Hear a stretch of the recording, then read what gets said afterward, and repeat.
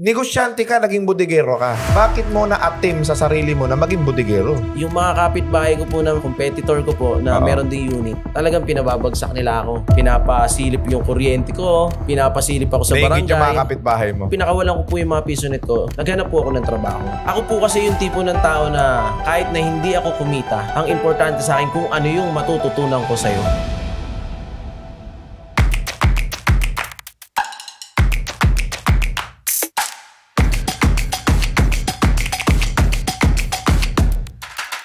Ang mga opinyon at pananaw na ibinabahagi ng guest sa programang ito ay hindi kinakailangang sumasalamin sa host sa show o sa mga kumpanyang kinabibilangan ng mga ito. Alright, so good morning, good afternoon, and good evening mga boss. O nandito na naman tayo sa napaka-espesyal na episode ng RDR Talks. At syempre kasama natin dito ay espesyal din na bisita natin na nagtagumpay sa kanyang buhay. Isa lang naman siyang reseller, nagbebenta siya ng mga produkto. Pero ang kakaibang istorya niya ay mapapakinggan natin at mapapanood natin dahil sa pagiging reseller pala ay may yumayaman. Ayan, so hindi ko na patatagalin guys. I-welcome natin ang bisita natin ngayon, walang iba kundi si Boss Prince Kelly Navarro. Ayan, welcome boss. Magandang hapon po sa inyo, Boss RDR, sa mga sumusubaybay po sa RDR Talks. Ayan, so Prince Kelly, kasi maraming mga online seller ngayon, no? Mga reseller, nagbebenta-benta. Ang akala nila ito ay hanap buhay lang na pangtawid. Anong masasabi mo doon? Dapat baliin po nila yon. Bakit po? Kasi ako po talaga reseller lang po ako. Kahit yung misis ko, humahango kami sa Divisoria ng kung ano-anong produkto. During pandemic time, doon po talaga pumutok yung online selling. Bago natin ikwento yung kwento ng tagumpay mo, no? Saan galing si Prince Kelly Navarro? Simpleng nangarap lang po na gusto magnegosyo talaga. Like, meron po akong pisonet. Nagsimula po ako na nakikiporsyento, 60 po sa may-ari, 40% po sa akin. Paano management nun? Every 2 weeks po, nagko-coins out po kami. Yun po yung mga hinuhulugan ng barya. Tapos paghulog mo po ng piso, 5 minutes, makakapag-computer ka na. Nakapag-ipon po ako unti-unti hanggang sa nakapundar po ako ng 10 units. Yung mga kapitbahay ko po na competitor ko po na meron ding unit, talagang pinababagsak nila ako.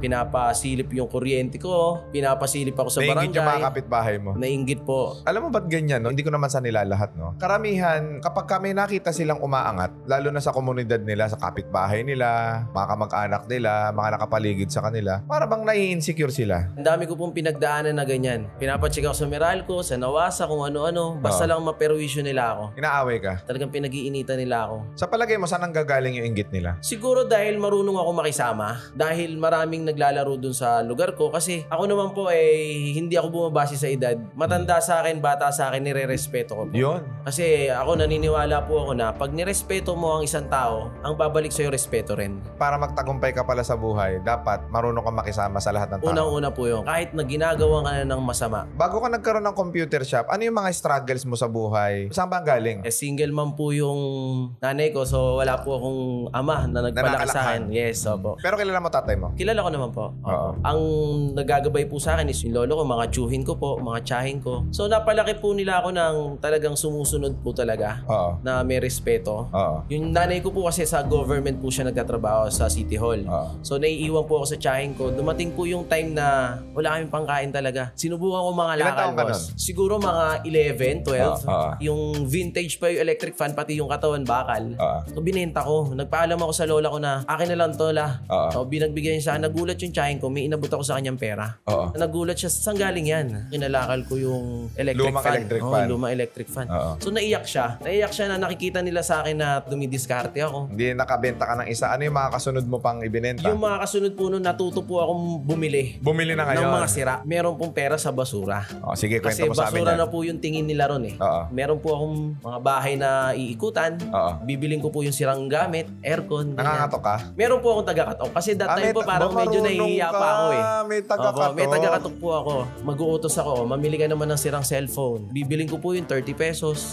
Ire-recondition ko. Pagka okay, marunong ka mag-repair? Natuto po ako. Saan mo Hindi po ako natutunan? nag-aral. Kasi mahilig po talaga ako magbutingting. Yung lolo ko po kasi, nung bata po ako po lagi yung inuutusan. Sumasama po yung loob ko kasi inuutusan ako na inuutusan. Yung pala ngayon ko na-realize na training grounds ko pala. Magagamit mo sa buhay? Magagamit ko po sa buhay. Na hanggang ngayon nagagamit ko po sa lahat ng bagay. Tapos eto na, nag-umpisa ka ngayon. Graduate ka ba? Undergrad po ako, engineering po. Anong eskwelahan? Sa UDM po, sa sa Manila. Scholar ka? Scholar po. Pero bakit hindi mo tinuloy? Kahit po sabihin po natin sa government, kailangan pa rin po ng panggastos eh. Mga miscellaneous. Hindi na po ako naging pabigat kasi nga single mom po. Tapos may kapatid po akong isa. Nag-focus na lang po ako sa kanya. Yung tiyahin ko po na tumutulong sa akin, nagkaroon po ng problema doon sa bahay nila. Napaalis po. Hanggang sa hindi ko na lang po tinuloy. Minabuti ko na lang po magtrabaho, nag-service crew po ako. Yes. Ay, hindi naman po sa inaangat ko yung sarili kong bangko. Ako po pagka nagtrabaho, trabaho talaga. 100%. Yes. So, ibig sabihin, kung gusto mo magtagumpay sa buhay, ano mang oportunidad ang dadapo sa'yo, basta't ginalingan mo, hinusayan mo, may chance at may pag-asa ka Malaki po masenso. talaga yung chance. Oo. Para sa akin po, law of attraction eh. Sige, paliwanag Diba mo nga po? yan. Kung ano bang po yung gusto nating makamit sa buhay, Oo. lagi lang po nating isipin ganun. Kasi kung negative po yung iisipin natin, wala talaga. Pag Example, negative din mangyayari sa buhay mo. yes sir. Sige, paano? Opo, gusto mong makabenta. Paano ka makakabenta kung iisipin mo is mahirap ibenta yan eh. So pagka nahihirapan ka ibenta, mahirapan ka talaga. Correct. Pero kung nasabi mo sa sarili mo na madali lang ibenta yan, paano mo mapapadali yan? Maraming paraan ngayon, lalo So, na sa social pag sinabi media. mo sa sarili mo, madali, darating yung idea na magpapadali doon sa Yes, sistema. papasok po lahat sa isip mo yan kung Kasi ano-ano yan. positive eh. Yes sir. Pag negative ang inisip mo, lahat ng klase ng dahilan kung bakit mahina yung produkto may isip mo. Yes, tama po. Pagka meron po kayong ginagawa, kailangan po pala nakafocus ka. Focus. And consistency. Sige, explain mo yan. Di ba po? Kasi kunyari po, meron po akong ginagawang isa. Hindi pa nga po success yung negosyo kong ginagawa. Magdatayo ka na naman ng isa. Yes. Di ba po? Doon po pala bumabagsak yun. Yes. Di ba po? Hindi po tulad nung isa, ma-testing mo na okay na, stable na. Pagka stable na po siya at kaya mo, subukan mo nang magsimula ulit. One at a time. Yes, one at a time po. Okay. Pagka nasubukan mo siya ng sabay, Oo. go lang po. Oo. Pero kung tingin mong alanganin at napapabayaan mo to, iwan mo muna. Pero bago ka dumating dyan sa pagiging successful na distributor, reseller ng mga produkto, no? Kasi yung PisoNet mo, nagtagumpay ka, di ba? Tama po. Is there any point in your life na yung kinikita mo sa PisoNet hindi kayang i-sustain, so kinailangan mo pa maghanap ng trabaho, maging employee, or... Nung time po na may naiinggit nga po sa akin, pinakawalan ko po yung mga PisoNet ko, iniwan ko po sa bayaw ko, sa pinsang ko, naghanap po ako ng trabaho. Doon po ako napasok sa isang magandang kumpanya rin, sa car industry po. Nagsimula po ako ng bodeguero habang yung mga PisoNet ko po, pinabayaan ko na po doon sa mga kamag-anak ko Dahil talaga. na-stress ka. Ginawa ko na rin din pong tulong sa kanila. Kasi naniniwala po ako na pagka nagbibigay ka is bumabalik din po talaga yung ibinibigay mo ng doble. Correct. Kaya ako po talagang bukas po yung palad ko talaga. Pag binuksan mo yung palad mo, pagka merong nagbigay sa'yo, matatanggap mo. Hindi tulad ng pagka sarado yung palad mo, pirme, even sa mga kamag-anak mo, sa mga kaibigan mo. Wala rin papasok sa'yo. Tingin mo sir, pag binigyan mo ako, paano ko mahahawakan? Di ba? Wala. Mahirapan ako, malalaglag yan sir. Oo. Pero pag nakabukas to at binigay mo sa akin, pag tinanggap ko, mahahawakan ko siya. Di ba po? Tama. Yun po yung paniniwala ko. So, nung binigay ko po, nagtrabaho po ako. Nagsimula po ako bodeguero. Siyempre dahil po dun sa alam kong kakayanan ko, nakialam po ako dun sa ginagawa ng mga installer, ng mga supervisor.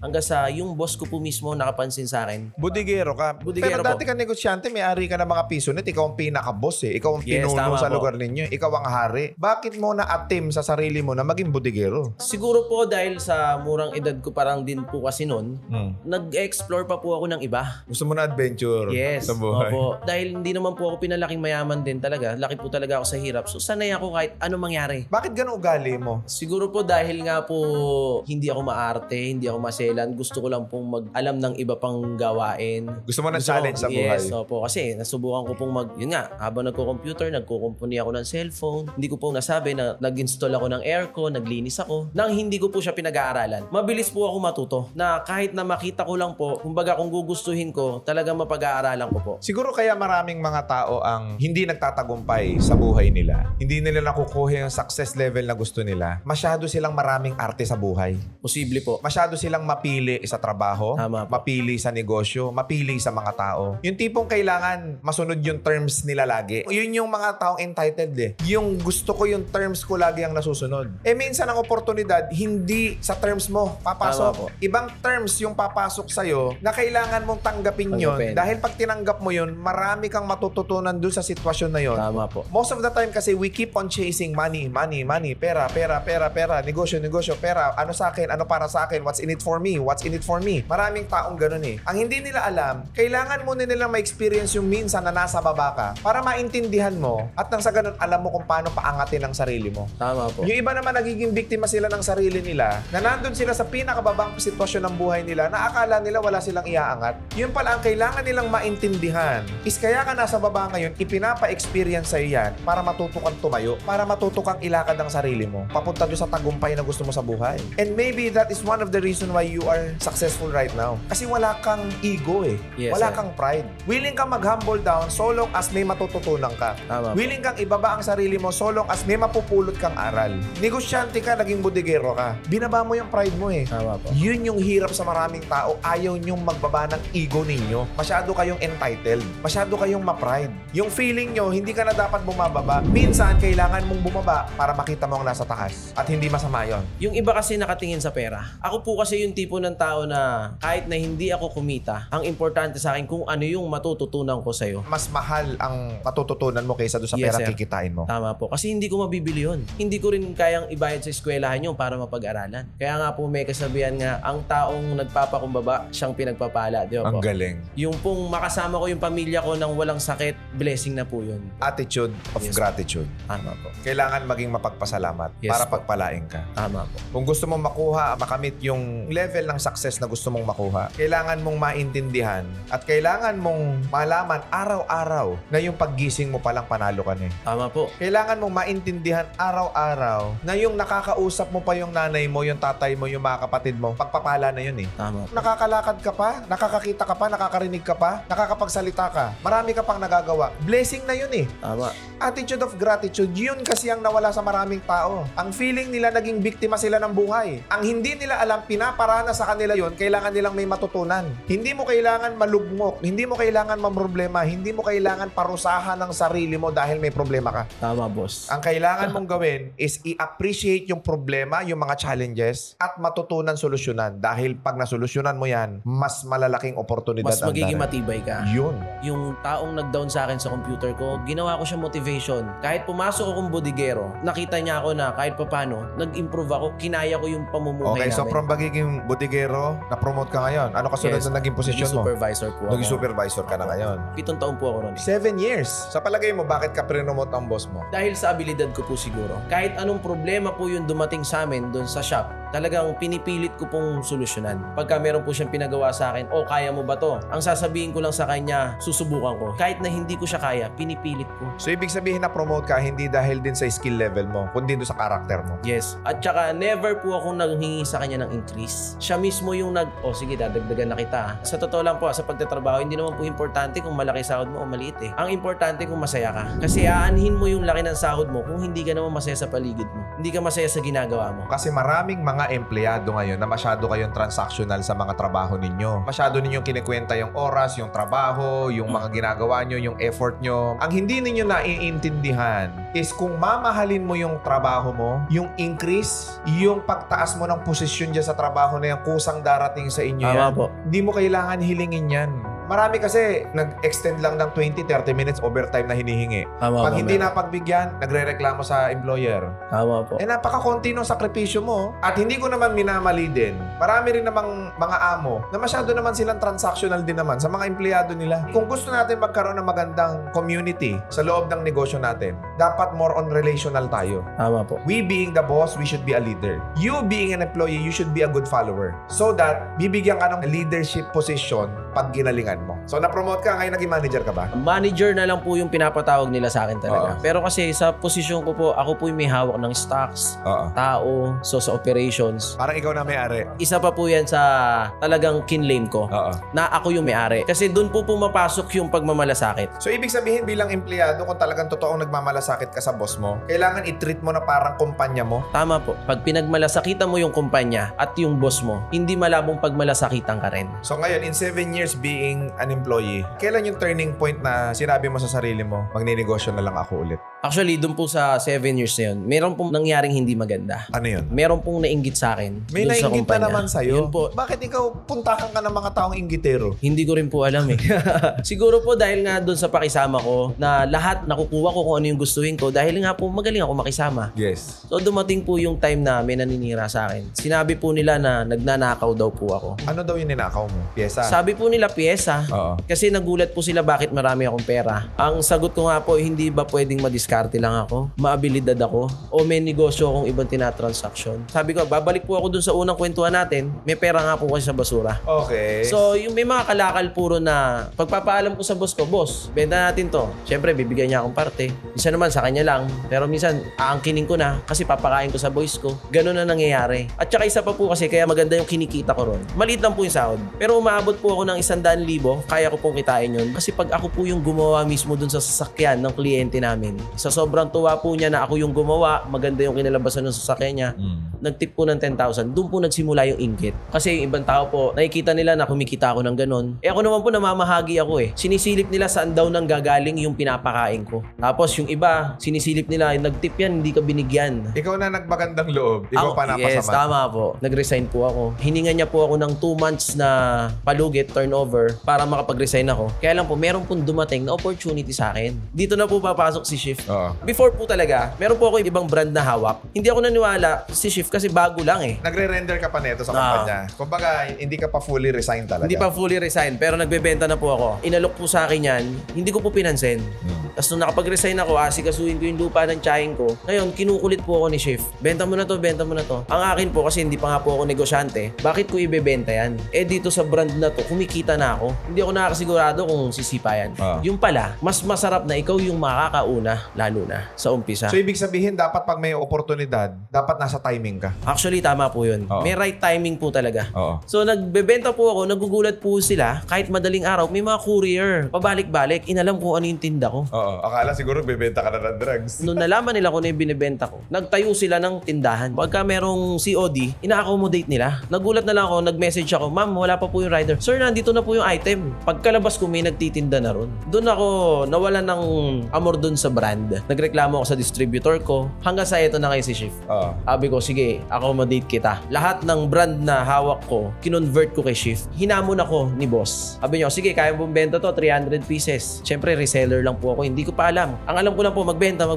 Kumbaga, direct selling. Niyabangan ko si boss. Yung pala, simula na yung training niya, pinipressure niya ako. Benta mo to, 1 week, kailangan tapos ha. Pagdating ng 1 week, hindi pa ubos. Ang ginawa ko, binenta ko siya kung magkano ko pinuhunan. Para lang makuha mo yung goal Para mo. lang makuha ko yung goal ko at mapakita ko kay boss na kaya ko. Yes. Na hindi ko alam na may opportunity pala ron. Itong posisyon ko pala na nandito ako ngayon. Hanggang sa natutunan ko makipag-usap ng tao. Yes. Hindi naman po ako sales Kumbaga, more on buting-ting po ako talaga Operational po ako So hanggang sa natuto po ako magbenta na iba't ibang klase ng tao po yung nakakausap ko na. Yes. Nandyan yung tipo na pag tinignan yung personality mo parang hindi naniniwala sa'yo. Kailangan ko palang ayusin yung sarili ko. Yes. Kasi kung titignan nyo po yung itsura ko noon, Kasi dahil buting-tingero ka nga, tsaka basurero ka. totoo po, hindi ko po ikinahihiya yan. Pero alam mo hindi ko mo madumi, hindi ko mo buting-tingero ka, nagre-recycle ka ng mga basura. Minsan kung sino pa yung may maruming kamay, sila pa yung pinakatotoong may pera Minsan kung sino pa yung nakikita mong maayos ang bihis, sila yung kapos bakit? Kulang sa diskarte, puro forma Tama po. Diba? So yun sa'yo, kinumbinasyon mo. Tama Natuto kang puporma, pero nandun pa rin yung hustle mo, yung grind mo, yung trabaho mo. Yes, opo. Okay, so pinush mo na to. Pinush ko na po yan. Doon po dumating, doon sa lugar namin, yung sinabi mo kanina ng droga. Ang buong akala nila, nagtutulak na ako ng droga. Even pamilya ko. Anong ginagawa mo? Ba't ang dami mong pera? Gulat Ito lang po. binibenta mo, dumami pera mo? Kasi binigyan po ako ng break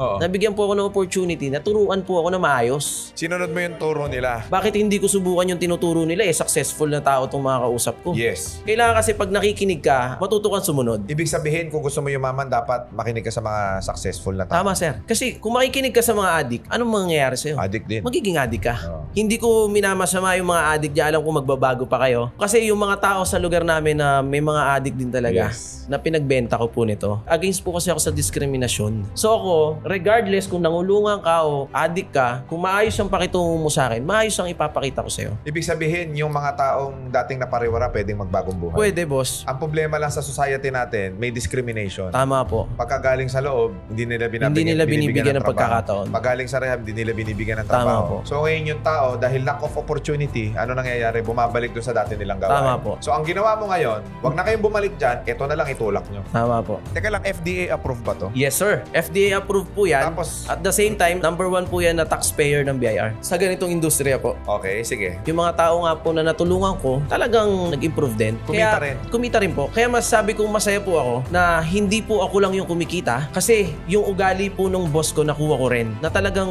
mamahagi ng biyaya. Yes. Di ba po? Kasi yun din naman po yung layunin ko na nagkataon, na nagkatagpo-tagpo kami, na iisa yung layunin namin. Pare-para sa utak nyo. Opo, na tumulong. Yes. Nagka-problema po kami dahil nga marami rin pong produktong ibang lumabas na ganyan. Competitor. Yes, competitor. Tapos masabi ko pong negosyante na naging gahaman na yun po yung magpapabagsak sa isang kumpanya. Pero ikaw hindi ka bumitaw. Hindi po ako bumitaw. Oo. Kailangan laban lang po. Oo. Doon po pumasok si Big Boss. Nagpapasalamat po ako. Ano pangalan? Si Boss Ian Chan po. Oo. Nagpapasalamat po ako sa kanya kasi dahil nakita niya po kami na natulungan niya na Yes. tuloy pong ginagawa pa rin yung negosyo. Yes. Kasi alam ko po sa sarili ko na hindi niya po ito ginagawa para sa kanya Yes. Ginagawa niya po ito para sa amin At sa mga natulungan ko pong tao rin. If I may share lang din, no? Si Boss Ian, na nabanggit mo, no? Siya rin yung tumulong din sa akin. Kaya nagkaroon ng RDR ngayon. Na kung hindi dahil sa kanya, noong taong 2017, walang RDR ngayon. Siya yung nagbigay sa akin ng oportunidad that time, trabaho. Sobrang napakamatulungin yan. Lahat ng credit ibibigay ko sa kanya kung bakit ako nandito sa posisyon ko ngayon. Yung mga natutunan ko sa buhay na higit sa pera, yun ang naibigay niya sa akin. Yung kaalaman, yung skill set, yung ugali Tama po. na dapat meron ka. So yun yung na-adapt natin ngayon, no? Kaya ngayon tayo siguro successful. And naniniwala ko that in life, you have to have a mentor. Tama po. Yung mentor na magbibigay sa'yo ng tamang karakter, mentor na magbibigay sa'yo ng inspirasyon, mentor na magbibigay sa'yo ng pag-asa, na pwede kang umangat sa buhay, na pwede mong makuha lahat ng mga pangarap mo. Huwag ka maniniwala dun sa maling bulong sa isip mo na hindi mo kaya. Siya yung magpapaalala sa'yo, yung mentor mo, na i-pull off mo yan. Tama po. So kaya ako napaka-grateful ko rin and I have to give credit to our boss. And then, anong nangyari sa'yo? Anong naibigay sa'yo ng shift? Life-changing yung binigay niya sa akin.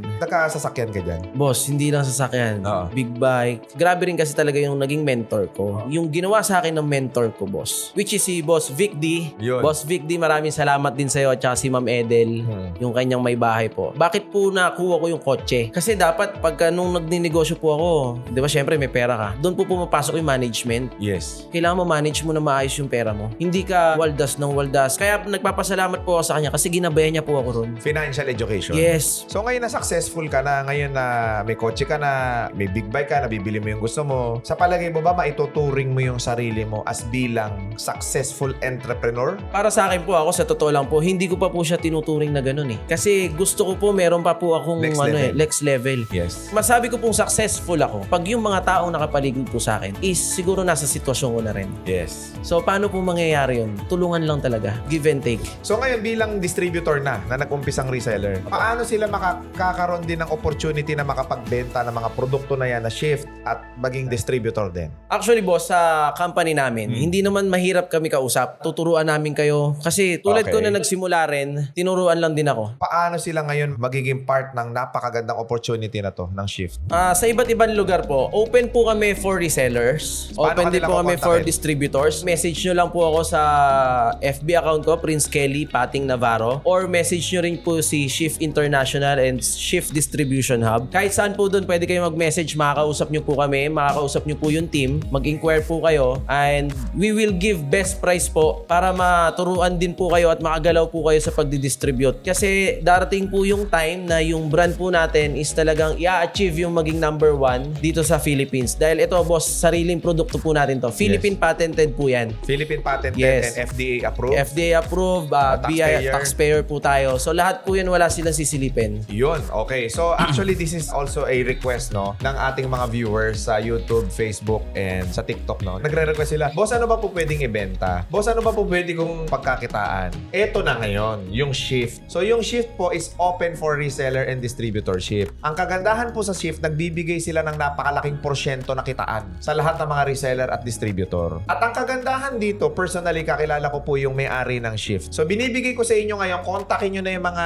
pages na makikita nyo sa inyong screen. Kontakin nyo na yan, tawagan nyo na yan, mag-message mag-message na kayo, magbenta kayo ng mga produkto na to, mag-resell kayo. O di naman kaya, kung kayo naman ay gumagamit na talaga ng mga ganitong klase ng produkto, i-test nyo muna. Pag hindi kayo nasarapan, huwag kayong bibili. Pag hindi nyo nagustuhan, huwag nyong ibebenta. Ang importante lang, matesting nyo muna ang Shift products. Okay, so bago tayo matapos, message mo to all of our viewers and yung mga gusto mong pasalamatan. Unang-una, nagpapasalamat po ako kay God. Nandito po ako ngayon. Nananatili po ako humihinga sa pamilya ko, sa mga tumutulong po sa akin, kila Boss Ian, kila Boss V, kila Ma'am Edel. Para po sa mga gusto pong sumubok, magnegosyo, wag po kayo matakot. Gawin nyo lang po kung ano po yung nasa puso nyo. Manood lang po kayo lagi ng RDR kasi highly recommended po na meron po kayong matututunan pagdating po sa pagninegosyo. Kasi ako rin po, naging viewers din po ako at ngayon nakaupo na po ako dito ngayon. Yun, okay. So maraming salamat mga boss at hanggang sa parte na to at kasama namin kayo. And of course, you do not forget to click that notification bell para po lagi kayong updated sa lahat ng mga videos natin. And also, do not forget to follow us and like our page on Facebook, TikTok, and Instagram. Pero bago tayo matapos mga boss, gusto ko lang sabihin sa inyo na yung mga taong tumatapak sa inyo, mga taong naiinggit sa inyo, yung mga taong pinipilit kayong ibaba. Pinipilit kayong i-down, di ba? Tandaan nyo, hakbang nyo yan. Parte yan ng lakbayin ninyo. At darating din ang panahon na magtatagumpay kayo at sasabihin nyo sa mga tao na yan, maraming salamat sa inyo. Yun lang mga boss. Thank you so much and God bless sa inyo lahat. Thank you.